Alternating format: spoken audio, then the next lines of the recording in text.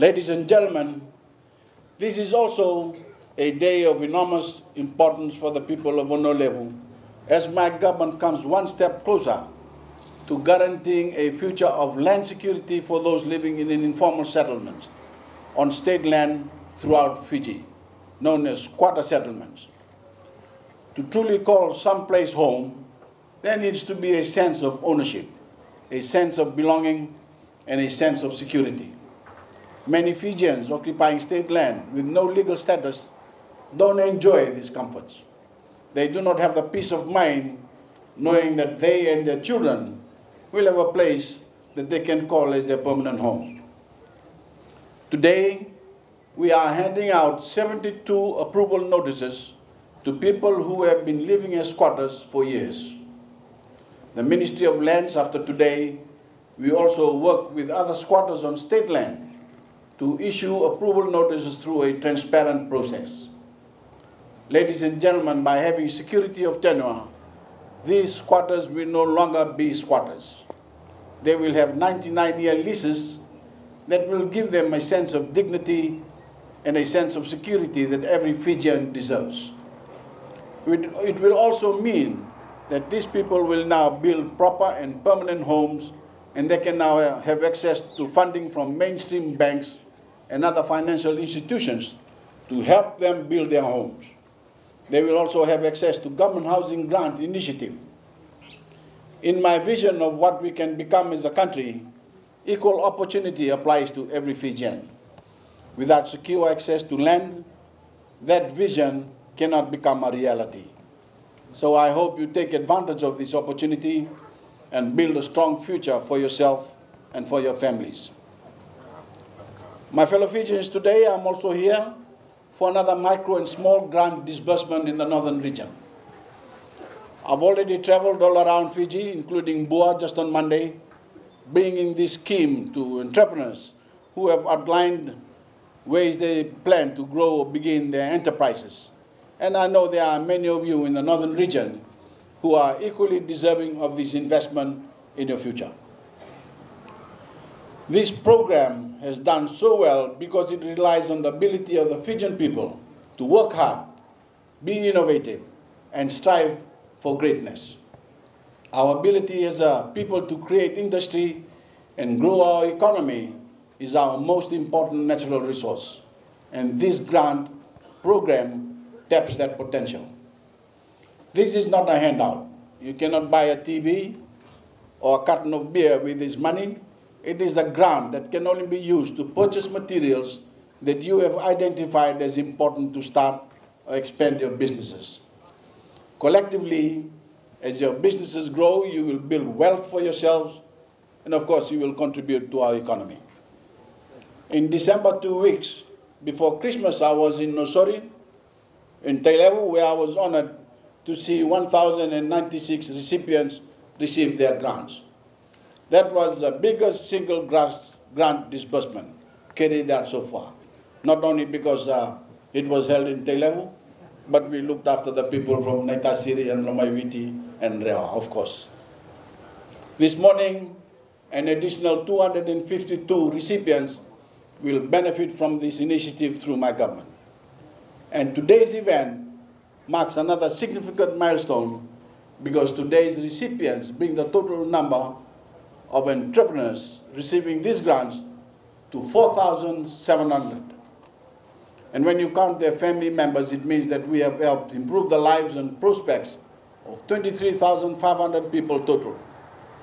After this event, ladies and gentlemen, I will move to Sianganga, where another 245 recipients will receive grants. We have been so overwhelmed by the response to this initiative that we have increased the allocation, as you have heard, for this year to $2.2 million. I was confident that our micro and small recipients were worthy of this scheme, but this program's popularity and success has gone beyond what we anticipated. We will continue to support the spirit of entrepreneurship in Fiji and foster an environment that allows small and micro businesses to develop. I would also like to take this opportunity to make mention of a number of people who will be benefiting from today's assistance here in Lambasa. Miriama Tukana of Wailebu village. Miriama Tukana, Randinduri Manda Bunoni Tukina.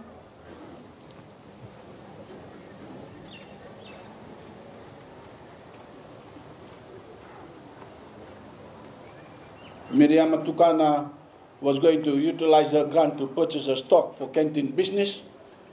She's not here. I think she's giving her money to the Nasa Mila District School. Muhammad Khan of Vunimoli. Mr. Muhammad Khan. Muhammad Khan is there. Muhammad Khan of Vunimoli will also utilize his grant for extension of his poultry business. Asenada Natangane of Nakorowiri will purchase pineapple. Asenada Natangane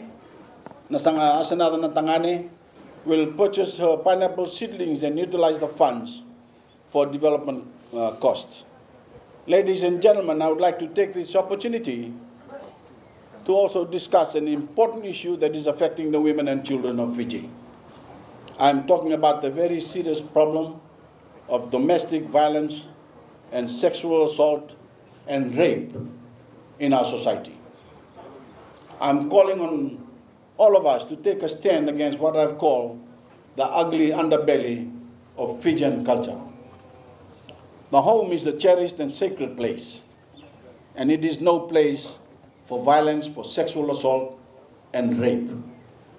When we let violence into our homes, that violence spreads and it infects every layer of society. The harm it does to women and children lasts a lifetime, and the harm it does to our society lasts generations. As a people, I know we are better than that. We have set strict laws in place to punish these crimes, but the law alone cannot change behavior. The unfortunate reality is that these are crimes that thrive on fear and secrecy, and they continue because too many Fijians tolerate them. Too many people accept violence and sexual assault and rape against women and children as inevitable.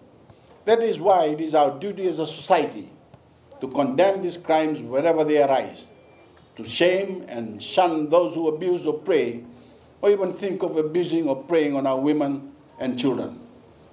We need to do what we can to stop these crimes from happening, not be quiet about them. Ladies and gentlemen, as I had stated earlier, my goal is to ignite the Fijian economy by empowering micro and small businesses, by developing good infrastructure, by getting behind the people, the ordinary people. Ladies and gentlemen, given the recent prolonged drought and the hardships faced by our cane farmers, I'm also pleased to announce today that this Friday, in the next couple of days, the Fiji Sugar Corporation will be making an advance payment of $2 per ton to all cane farmers. This payment will be deducted from the third and fourth quarter payments. What this means is that the tonnage that each farmer delivered to FSC last year, multiplied by $2, of course, is the amount that will be paid out this Friday. No deductions will be made from this advance payment. So as you can see, ladies and gentlemen, my government is here to assist all Fijians, irrespective of their background or where they come from, and irrespective of their socio-economic status, and irrespective of their political parties. In fact, my government has a number of initiatives, such as the ones announced today, that is made to look after and assist ordinary Fijians. We understand your difficulties, whether you're a market vendor, whether you're a squatter on state land, whether you're a woman seeking to sell your produce in the market, or whether you're a cane farmer who has been affected by the drought. My government has been there for you, and my government will continue to be there for you. We Fijians must work together to harness the enormous potential that we have as a nation, and together create a brighter and better future for ourselves and, of course, for our children. Thank you, and God bless you all.